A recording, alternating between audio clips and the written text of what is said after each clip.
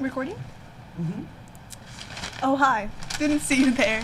Welcome to the Library MakerSpace podcast, broadcasting from the Canyon Springs High School Library in North Las Vegas. I'm Jade Zhao, joined by Marley Shom, MD, which you'll see later on, and Dr. Rico, in which you will also see later on. Each episode, we'll explore what's happening in and around the library, and so much more.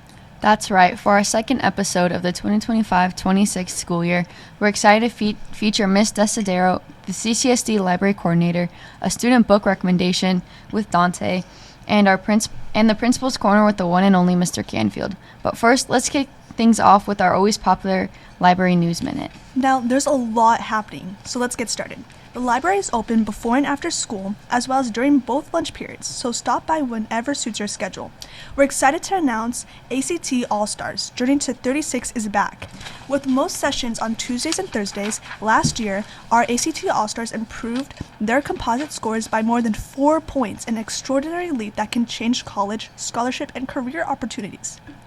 Our participants averaged a composite score of 19.09, matching the national average and clearly above Nevada's 17.2.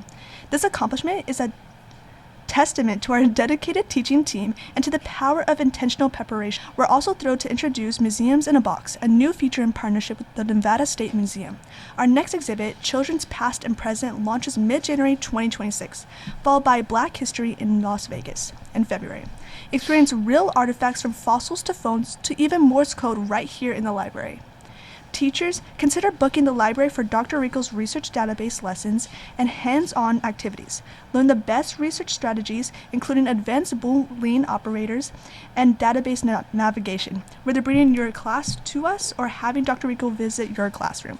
And don't forget to connect with us online. Follow our Instagram at CSHS Pioneers Library, and subscribe to our YouTube channel and visit our website at cshspioneerslibrary.weebly.com.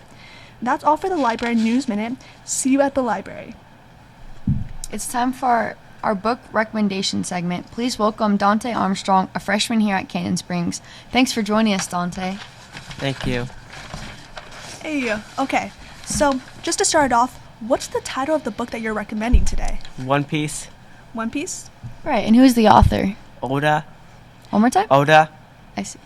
And can you give us a quick summary of what this book is really about? It's about a kid who wants to be a king of the pirates. And how would you rate it on a scale of 1 to 5? It's good for half of it, but there's too many episodes. And what did you enjoy most about this book? He's really good, and I really like him. Or was there anything you didn't like? Too many episodes. Now, were there any final thoughts or reasons fellow students should give it a try? It's really good, and I should try it. Thank you so much, Dante, for sharing your book recommendations. Thank you. Of course. Oh, our next guest is Miss Desiderio, Library Service Coordinator for the Clark County School District. She leads the library programs across the district, and we're delighted to welcome her. Thanks for joining us, Miss Desiderio. It's Desiderio. Okay. I know it's a tough one. Now, if you had to pick a book that best represents your personality, which one would it be and why? That is an excellent question. I don't know that I have a great answer for that. I feel like so many librarians sort of lean on Harry Potter, although I love Harry Potter. But I'm an amalgamation of some of those characters. So it's not necessarily like one in particular. I have sort of different personality traits that I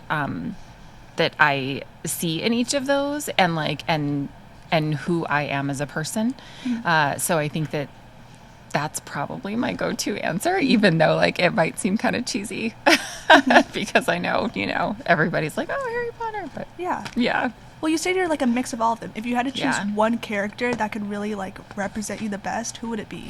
Luna Lovegood, actually. Really? Yeah, I know. She, while she comes off as somebody who maybe seems a little bit flaky, which I don't feel like I present that, but what I love about her is she is actually quite observant and intelligent and says what needs to be said when it needs to be said. So she's not somebody who necessarily like charges in and takes control of the room, but sits back and takes everything in and then says the thing that needs to be said. And so that is who I am as a person. And which house are you a part of? Oh, Ravenclaw. Like Ravenclaw actually with the Slytherin back. So yeah, a lot of people misunderstand with Slytherin and they think it's about being evil, and it's really, it's not about being evil. It's about evaluating the situation and sort of determining how it's going to benefit them. And so while I don't consider myself a selfish person, I will look at a situation and determine, like, is this going to be right for me, as opposed to like a Hermione or a Harry who just headlong, just bam, just rush in. That is not who I am. So, yeah. What inspired you to take on a district-wide leadership role supporting libraries? So it's that actually is an interesting story because I never intended to be an administrator. That was not in my plan at all. I was a librarian at one point. I was in the classroom for 10 years and then came out of that to be a librarian, and I was just going to ride out being a librarian for the rest of my time in the district. And then coming out of COVID, I was at an elementary school at the time, and our read by grade 3 person was retiring. We did not have an assistant principal, so my principal begged me to please take the read by 3 because that was sort of like a quasi administrator position. And so I took that. We came back from the shutdown. She did not. So I came back to a school where we had no principal and no assistant principal, and we basically just had substitute administrators sort of keeping the seat warm and dealing with like any major issues that came up.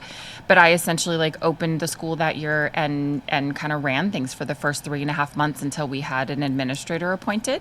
And then our administrator that was appointed only had high school experience, no elementary whatsoever. So I was still really kind of helping lead the charge. And so after doing all of that, I thought, well, I can be an administrator. I can do this. And then once I got my degree, I just was very lucky that library happened to be open at that time, the administrator position. So then I got to combine, go back to that love of library and then couple that with, and as an administrator. So that sounds really stressful. It was. Yeah. So like during all of that, how did you like combat that stress basically? Like what helped you pull yourself together? Because it seems like a lot was it was a lot, but I will say, like, thankfully I had been at the elementary level at that point 7 years, I think. And at that school for about 5 of them. No, that's not true. My timing's way off on that. I had been at that school for 7 years. And so I had been in elementary for like 15 at that point. But being at that school for so long and really like knowing my staff and our routines, that helped. Because had I been thrown into a situation where it was a new school and I didn't know anybody, that would have been a different story. So thankfully I was able to really like lean on the people around me, and I already knew a lot of our routines. So, that did help quite a bit. Yeah.